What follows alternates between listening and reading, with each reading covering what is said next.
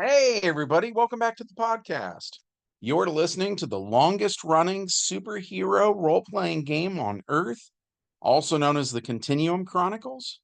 As always, I'm your host, Chris Kent, the Game Master, and today we're going to be talking about Wolverine. But before we get into that, smash that like button, make sure you're subscribed, ring the bell for notifications, and as always, be sure to leave us a comment because that really helps us out with the YouTube algorithm.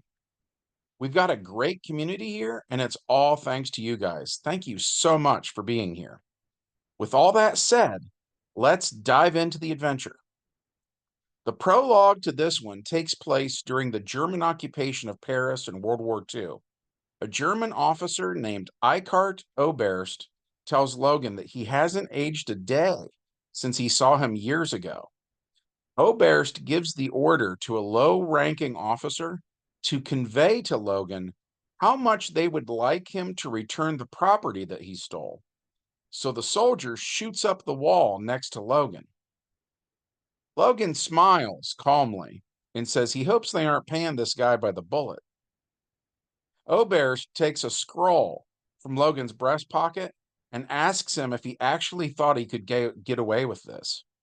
Logan asks if he's referring to the scroll or the fact that Logan just slipped in under the noses of all these goose steppers. Oberst says the scroll might be the most powerful item yet in the arsenal of the German supreme leader. Then he tells a man named Tungsten to dispose of Logan.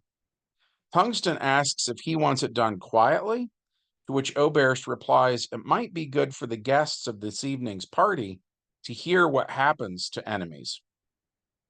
Wolverine says, "Great, I'm going to die as a party game."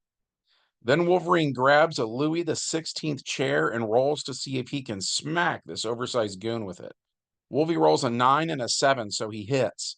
He busts it over Tungsten's head and asks him if it tastes as expensive as it looks. Tungsten is knocked out, and the other two soldiers are shocked and lose a turn. Just then, the lights go out. Well, these goons are surprised. Wolverine pops his bone claws and runs at the first guy. He rolls a 4 and an 8, and this guy's entrails become his extrails. Wolverine moves on to the next guy, but is out of actions. This soldier rolls and gets an 8 and a 6, but it still isn't enough to hit Wolverine's high dexterity. So as the bullets fly, Logan dances between the shots. And on his turn, he stabs, rolling a 10 and a 2, which hits. And this guy joins his buddies on the floor. Two more German soldiers enter the room at the order of Oberst, who heard bodies hitting the floor. Oberst, by the way, is preparing to leave because now things are going sideways. Wolverine, meanwhile, rolls a 9 and a 10, so this guy is history. The second goon opens fire, rolling a 4 and a 9, which misses Wolverine. On Logan's turn, he rolls a 1 and a 3, and the soldier blocks with his gun, which annoys Wolverine, who growls. The soldier then rolls a 7 and a 6, which still doesn't hit. Wolverine rolls an 8 and a 9 and ends this guy.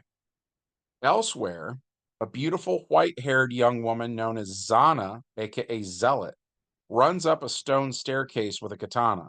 She encounters a German soldier and quietly snaps his neck without alerting anyone to her presence.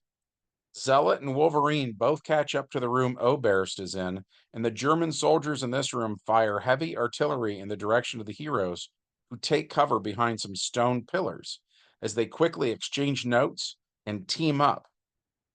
Zealot subs an Omni gadget for a bomb. She rolls it to where the soldiers are, and it goes off, taking them out with the shrapnel. Oberst takes damage too, and Wolverine jumps on him, stabbing him with claws.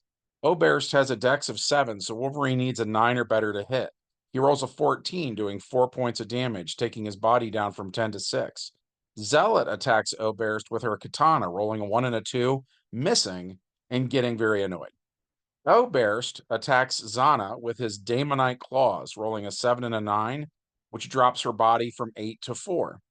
Wolverine rolls double sixes, which is critical success. Then he rolls a 7 and a 9 again for a grand total of 28, which is 6 column shifts, which means when he slices into this Daemonite, he does 12 points of damage. Oberst's body drops from 6 to -6. Wolverine has irrational rage, so he keeps attacking. He rolls double fours, then a 5 and a 3 for a new grand total of 16. So Logan takes Oberst's body to negative 13. Negative 10, by the way, was death for this particular Damonite. So at this point, it's not worth getting into the numbers. Wolverine just keeps hacking and slashing away for a while until he feels better about himself. Then he looks around, but Zealot is gone, and she took the scroll with her.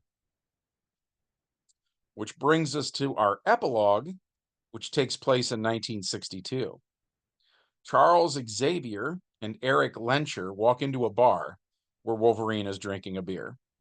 Xavier tells Wolverine that he's put together a team consisting of Angel, Beast, Cyclops, Iceman, and Marvel Girl, and Xavier thinks that Logan would be invaluable in their war against. But before he can finish his sales pitch, Logan tells him and Lencher to go F themselves.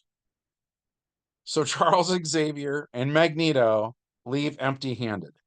And in the months that follow, the Cuban Missile Crisis takes place. But that's a story for another day. We enjoyed playing this one. We hope that you enjoyed hearing about it. If so, smash that like button, make sure you're subscribed, ring the bell for notifications, and as always, be sure to leave us a comment as that really helps us out with the YouTube algorithm. From all of us here at the longest running superhero role playing game on earth, we hope you guys have a great week, and we will see you in the next adventure. Bye.